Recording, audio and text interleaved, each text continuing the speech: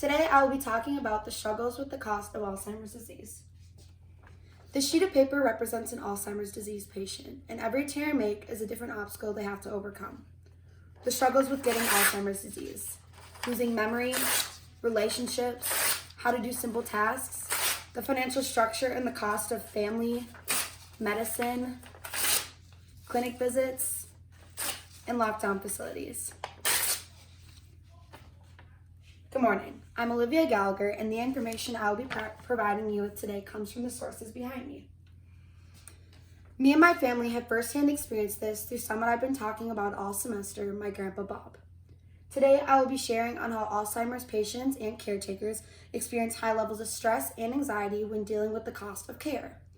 But we can fix this by joining together and supporting the Alzheimer's Association by joining the Walk to End Alzheimer's. Alzheimer's patients and families tend to have a great deal of stress and anxiety when taking care of the bills and everyday costs of Alzheimer's disease. The cost of care is also increasing every year. Alzheimer's disease is the most expensive disease, costing more than heart disease and cancer combined.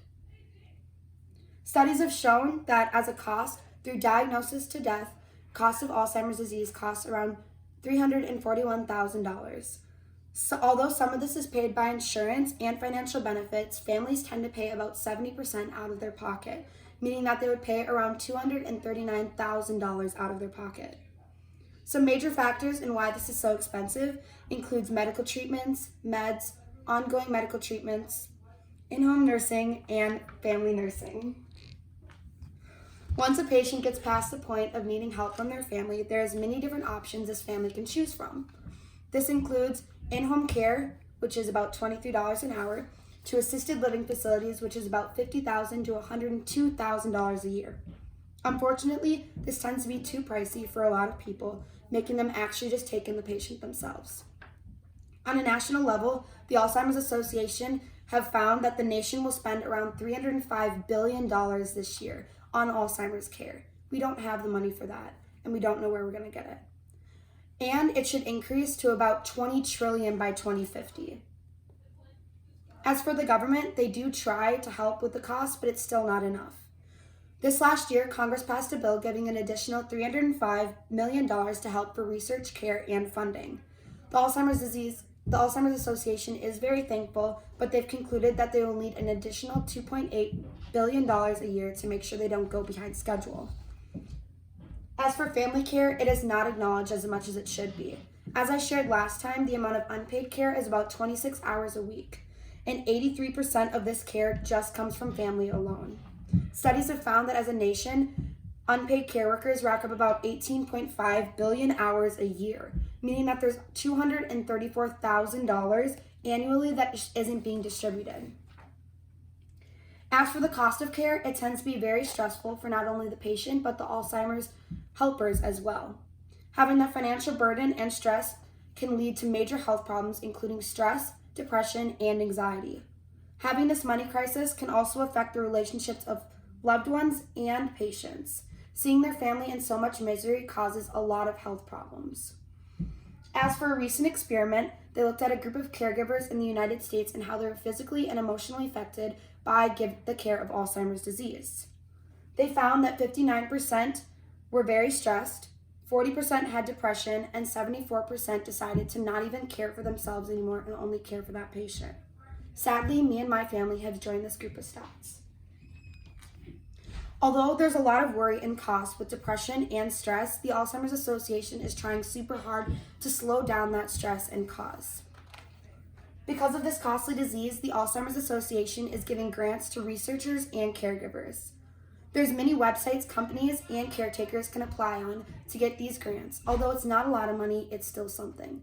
A major website is the Alzheimer's Foundation of America. Two main grants that they give out is the Recharge Respite Grant and the Extended Relief Respite Grant. But you have to meet the fitted criteria.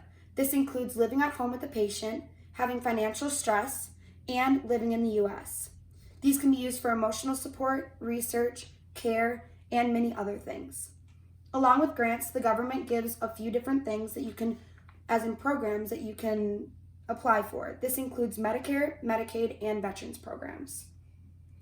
As for emotional help, if a caretaker ever gets sad, they can always go on online community talks and national helplines that are open 365 days a year, 24/7.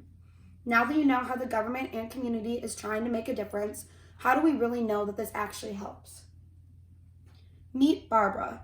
Barbara has cared for a mom that has had Alzheimer's for 5 years now. Barbara's mom needs 24-hour care of supervision, so now Barbara can't even take care of her own needs. Receiving this grant not only helped Barbara, but also her mom, allowing her mom with social stimulation and comfort from a different source, while Barbara can live her outside life and take care of her mom as well. She was rewarded 25 hours of care per week. Although Barbara and many others really do appreciate these grants, it is still not enough, and that's why I'm here to talk to you guys today. Today, I am asking you to join the Walk to End Alzheimer's with me on September 19th. The Walk to End Alzheimer's is a community-based event that has over 600 different communities participating in it. It started in 1989 with 9 communities and 1,000 different participants. They ended up raising $150,000 that year. And now there's 65,000 teams and they raise about $90 million a year. Although this is free, they do suggest teams to raise some money to donate for support and care. The Walk to End Alzheimer's is also in La Crosse, Wisconsin, so it's super easy to get to. It starts right off of campus at Myrick Park and ends in downtown La Crosse. This is a super fun fundraiser, and thousands of people come from all over the community to join together for a good cause. You also get a free shirt, and who doesn't love free gifts? So come join me on the Walk to End Alzheimer's this next fall. I'll be there, will you?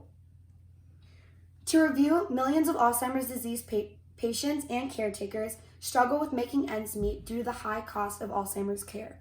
But we can bring down that cost by supporting the Alzheimer's Association through the Walk to End Alzheimer's. As we come back together, let's take a look at this last sheet of paper I was talking about. As you can see, many layers have been stripped away. This is an Alzheimer's patient. This is what we have to hold on to. You can't put the puzzle pieces back together. We can try really hard to hold together what remains by giving the best financial care and support to delay the inevitable and help future Alzheimer's patients. Thank you.